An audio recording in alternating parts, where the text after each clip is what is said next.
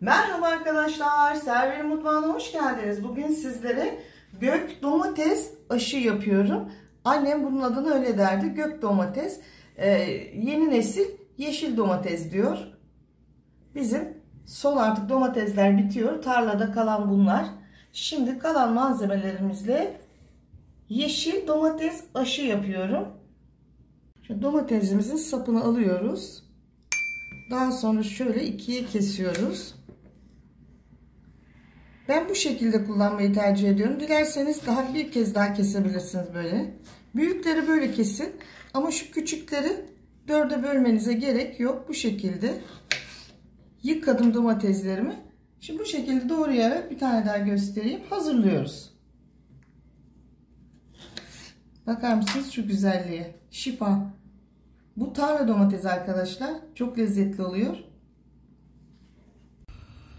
Yemeklik kuru soğanımı doğradım. Üzerine 2, 3, 4 yemek kaşığı zeytinyağı ilave ediyorum.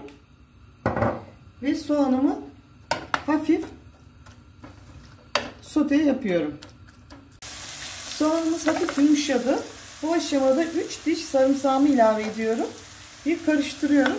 Biraz da soğan sarımsak kavrulsun. Lezzetli birbirine geçsin.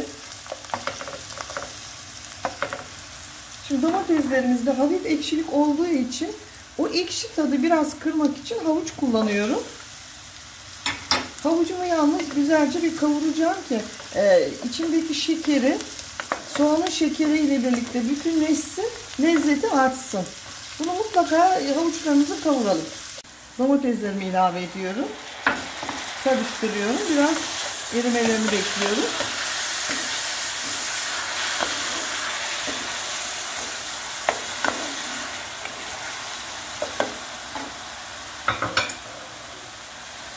Daha sonra küçük kapya biberim, bir de dolmalık yeşil biberlerimi ilave ediyorum. Ki içerisinde eriyip kaybolmaması için ben dolmalık biber kullandım. Hepsini 1 dakika pişiriyorum.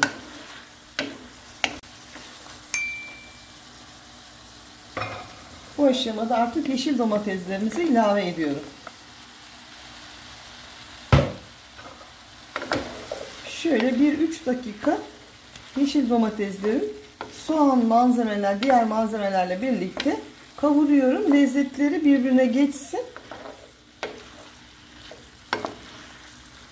Şöyle kapatıyorum şimdi kapağını. Bir 5 dakika domatesin suyunda domateslerim sote olmasını bekliyorum. Domateslerim sote olduktan sonra 1 su bardağı suyla pişiriyorum. Çünkü domateslerim bakın arkadaşlar taş gibi. Şimdi bulguru içine koyarsanız eğer bu domatesler bu şekilde taş gibi pişmedik kalır. Ön pişirme yapacağım ama tam pişirmeyeceğim, yarım pişireceğim. Şimdi bir bardak suyunu çekene kadar pişiyor. Daha sonra bulgurunu ilave edeceğim.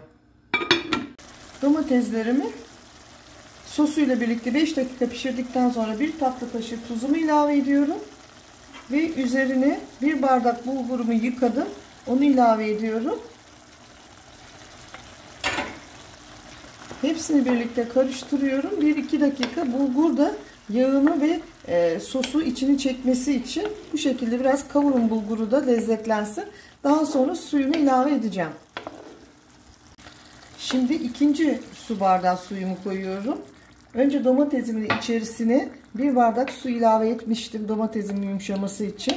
Şimdi kıvamı bakıyoruz arkadaşlar. Yeterli gelecek mi diye. Şimdi 2 bardak yeterli geldi. Kısık ateşe alıyorum kahve ocağına.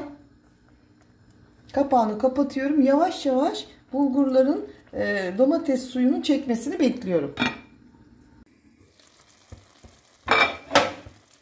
Buyurun arkadaşlar, yemeğimiz pişti. Şimdi ocağı söndürmeden önce şöyle bulgurlarından bir alıyorum.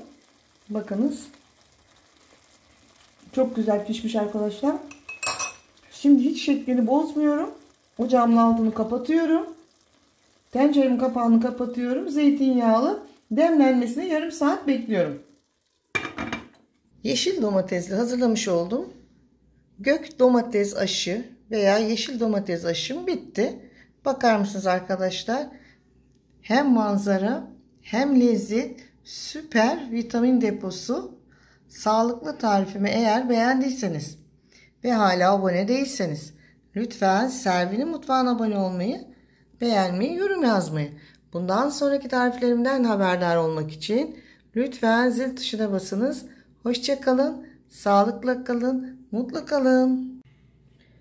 Yarım saat dinlenen domatesli aşımı şimdi tabağıma alıyorum, servis tabağıma. Şu şekilde ters çeviriyorum.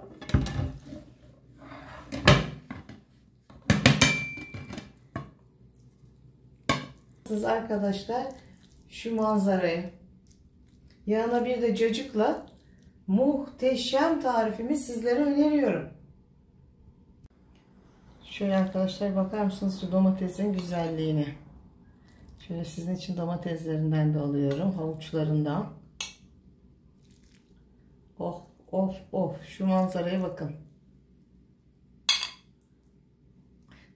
Domatesim tarla domatesi arkadaşlar. O yüzden çok lezzetli. Şimdi sizin için tadıyorum. Çok güzel arkadaşlar, çok lezzetli. Havucun şekeri domatesin ekşisiyle birlikte muhteşem bir lezzet olmuş. Süper. Evet arkadaşlar, servis tabağına aldım. Zeytinyağlı domatesli aşım hazır yemeği. Deneyecek olan herkese afiyet olsun diliyorum. Bakar mısınız şu güzel manzaraya arkadaşlar. Akşam güneşi de tam üzerine geldi. Süper bir manzara oldu.